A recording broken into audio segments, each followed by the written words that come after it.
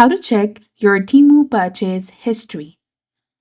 Hi everyone, welcome back to our channel. Today in this video tutorial, we'll be discussing about checking or seeing your previous orders or purchase history on Temu. So now let's get started. First of all, you need to open your Temu application on your mobile device and make sure that you're logged in with your specific account. Now you will arrive at the home page, and at the bottom you will see various options. Click on You, and on the You page, select your orders. Here you will see a list of all of your orders.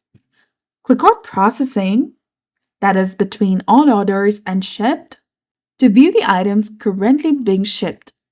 You can click on the Shipped to see the items that has been shipped to you, and then click on Delivered to view the items that you have received.